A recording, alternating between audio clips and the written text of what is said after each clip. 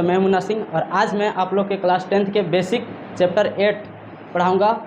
बिल्कुल ये एनसीईआरटी है और इस एनसीईआरटी के चैप्टर 8 को जीव जनन कैसे करते हैं, ये चैप्टर में आज हम लोग सीखेंगे कि जीव है वो जनन कैसे करता है। चलिए देरी ना करते हुए वीडियो को शुरू करते हैं।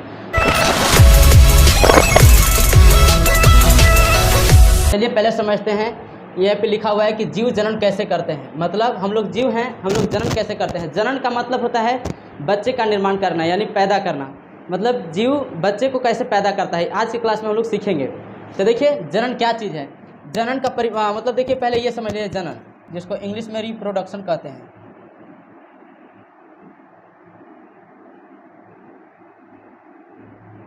ये दो शब्दों से मिलकर बना हुआ है, री प्लस प्रोडक्शन से।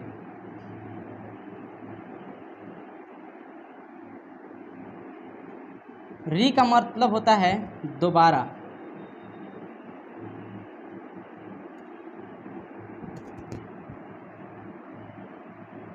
दोबारा, या बोल सकते हैं पुनः या फिर।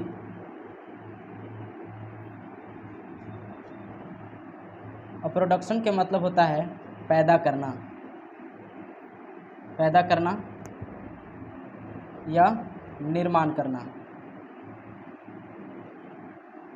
ये होता है। तो मतलब एक जीव है वो नए जीव का जन्म कैसे करता है, मतलब नए जीव का निर्माण कैसे करता है, वही आज हम लोग समझेंगे।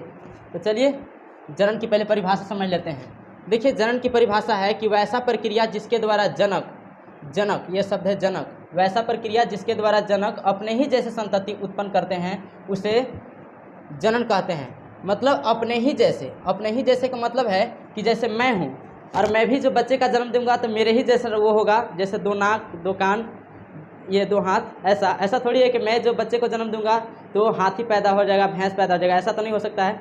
मनुष्य है, मनुष्य को ही जन्म देगा, कुत्ता कुत्ते के ही जन्म देगा। तो मतलब वही है कि जो जनक अपने, मतलब कोई भी जनक जो बच्चे का निर्माण करेगा वो अपने ही जैसे निर्माण करेगा। ऐसा नहीं है कि जो इंसान है तो भैंस को जन्म दे दिया, कुत्ता को जन्म दिया, ऐसा नहीं है। मतलब कुत्ता कुत्ते को जन्म देगा, भैंस भैंसे को जन्म देगा। तो वही है कि देखिए जैसे वैसा प्रक्रिया जिसके द्वारा जनक अपने ही जैसे संतति उत्पन्न करते हैं, मतलब अपने ही जैसे बच्चे का निर्माण करते हैं, उसे जनन कहते हैं। अब जनन दो प्रकार की होता है। दूसरा पहला लैंगिक जनन और दूसरा अलैंगिक जनन। लैंगिक जनन किसको कहते हैं ये समझते हैं। लैंगिक जनन यानी सेक्सुअल रिप्रोडक्शन, जिसमें सेक्स के द्वारा बच्चे का निर्माण होता है।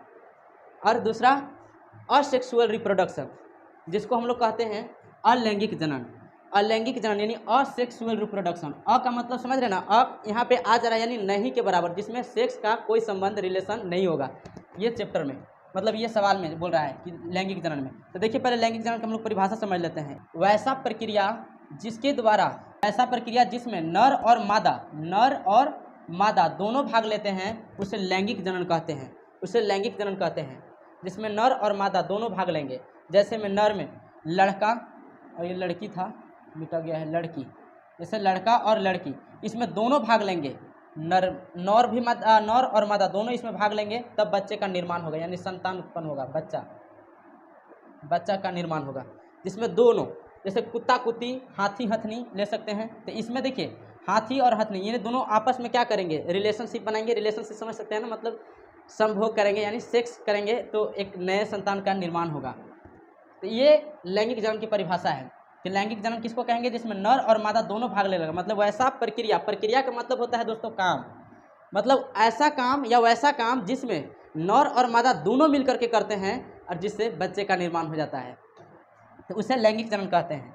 चलिए अब अलैंगिक जनन के बारे में हम लोग समझते हैं, यानी असेक्सुअल रिप्रोडक्शन। असेक्सुअल रिप्रोडक्शन किसको कहेंगे, तो वैसा प्रक्रिया, मतलब वैसा काम जिसमें एकल जनक के मतलब होता है एक जनक, मतलब एक ही को पेरेंट्स।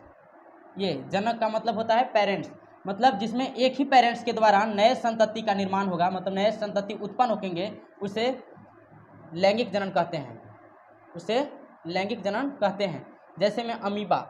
अब आप लोग सोच रहे होंगे कि अलैंगिक जनन ऐसे क्या चीज़ है जो मतलब इसमें एक ही को जनन, ऐसा तो कभी आप लोग नया सुन रहे होंगे कि लैंगिक जैसे दो व्यक्ति को मिलने से ही नए जीव का निर्माण होता है, लेकिन इसमें ऐसा नहीं है। इसमें कोई रिलेशनशिप ऐसा नहीं बनता, बस अकेला नए जीव का जन्म हो जाता है। तब आप लोग सोच रहे हैं कि क्या हमको भी होगा, ऐसा नहीं है।